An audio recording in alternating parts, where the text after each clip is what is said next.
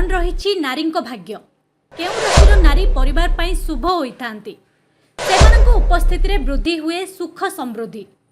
हाँ आज्ञा, शास्त्र अनुजाई नाम अनुसार जेमिति व्यक्तिर प्रभाव पड़ी थाए सेमिति राशि अनुजाई व्यक्ति जीवन में प्रभाव पड़ी थाए। किछि राशि महिला एभली रहिसंती जेउ मानकर पाद गृह रे पड़िले लक्ष्मी को आगमन होइथाए। एही राशि भितर रहिछि मेष राशि। एही राशिर महिला माने बहुत बुद्धिमान अटंती। जेउ घरे एही राशिर महिला माने थांती सेही घरे कोनोसी जिनिसर अभाव हुए नाही। एही राशिर महिला माने गुरुजनकर सामना करती। एही राशिर महिला माने गुरुजनकर सम्मान करती। घर परिवार विशेष ध्यान रखती। एमाने निज स्वामींकर खुशी पाई किछि भी करबाकू रेडी रहिथांती।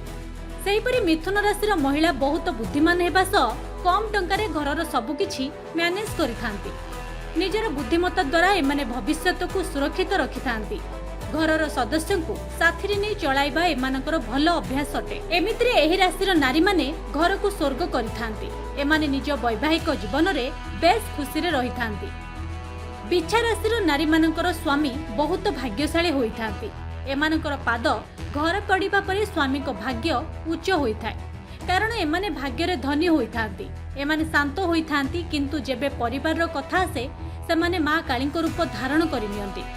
कर्कट राशिर महिला माने शांत स्वभावर होइथांती। एमाने कोनोसी स्थिति रे स्वामी को हाथ छाड़ती नाही। एमाने देखिबाकू बहुत सुंदर होइथांती। एमाने निज परिवार रो विशेष भावे ध्यान दियंती। ब्यूरो रिपोर्ट, खबर टुडे।